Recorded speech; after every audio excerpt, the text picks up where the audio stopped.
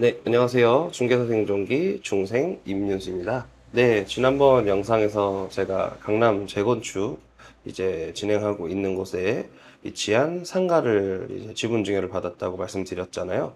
그래서 오늘은 실제로 얼마를 증여받았고, 그리고 이제 왜 이 금액을 했고, 그리고 세금이 얼마나 나왔는지 말씀을 드리려고 해요. 네, 말씀드렸다시피 저는 상가 전체에 대한 소유권 이전을 받은 게 아니고 일부 지분에 대한 소유권 이전, 즉 증여를 받게 됐습니다.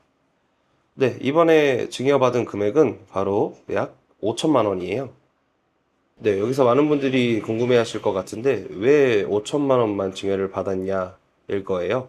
그 가장 큰 이유는 증여세 세금 때문에 그렇게 진행을 했습니다. 증여액이 이제 크면 클수록 세금 부담도 올라가는 구조다 보니까 일단 현 상황에 맞춰서 제가 이제 이 아파트 재건축에 이제 기여를 할 수 있게 최소 지분, 그러니까 증여세가 발생하지 않는 금액만큼인 5천만 원만 증여를 하게 됐습니다. 네. 세금은 어느 정도 냈냐면요. 일단은 증여세는 이제 무상증여 5천만 원이기 때문에 발생하지 않았고, 이번 증여로 납부한 세액은 약 요 정도 됩니다.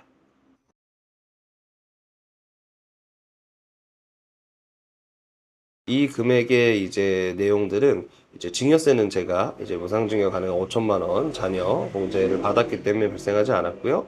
취득세는 이렇게 해서 이만큼 발생됐고, 그 외에 기타 이제 등기 이제 법무사 비용 뭐 이런 비용들이 있는데 이런 것까지 해서 현재가 총 이 정도 금액으로 소유권 이전 등기를 마쳤습니다. 네, 일단 그리고 이제 5천만 원에 대한 이제 금액을 증여를 받았는데 결국 이게 등기부에는 금액으로 표기되는 게 아니고 지분으로 표기가 되게 되다 보니까 이제 지분이 어느 정도 되냐를 계산을 하려면 이제 이 5천만 원에 대한 이 상가의 지분이 어느 정도가 될지를 계산을 해봐야 되는데 그 기준 금액을 결정할 수 있는 것들은 이제 여러 가지가 있어요. 네. 이 증여를 했을 때 이 5천만 원에 대한 이제 지분을 알기 위해서는 이 기준가액을 이제 알아야 되는데 저는 일단은 이 기준가액을 저희 이제 상가에 발생되는 재산세를 이제 기준으로 하는 이제 과세표준을 기준으로 신고를 했습니다.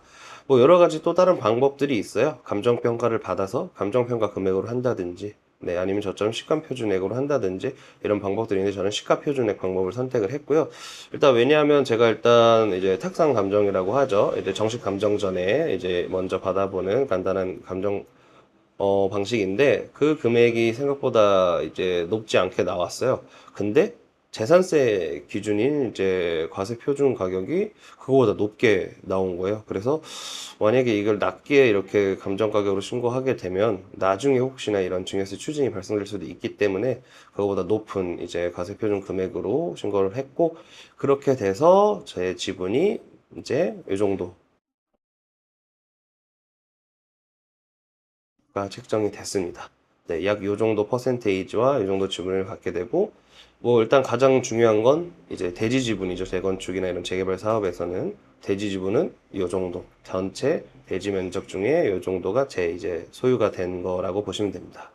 네, 이제 이게 아무래도 그냥 5천만 원 증여하고 지분 내가 선정하면 되는 거 아니냐라고 이제 생각도 하실 수 있는데 절대 그렇게 하시면 안 되고요.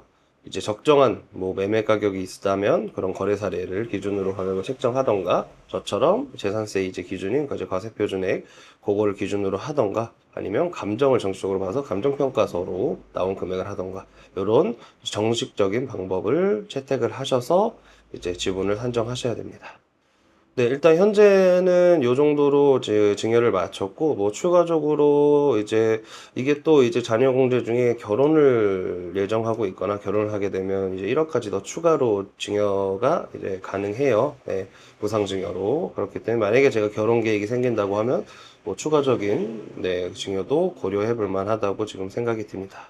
네, 이렇게 오늘은 제가 이제 얼마를 증여받았고, 얼마의 세금을 냈고, 그리고 얼마의 공유 지분을 제가 받았고, 그 다음에 현재 이 재건축 사업지의 토지 지분은 어느 정도 되고, 요것들을 이제 말씀드렸는데요.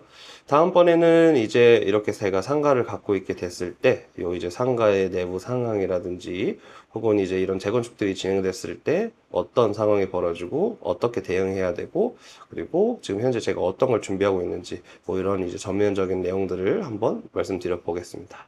네, 시청해주셔서 감사드리고요. 좋아요와 구독, 댓글, 알림 설정 부탁드릴게요. 감사합니다.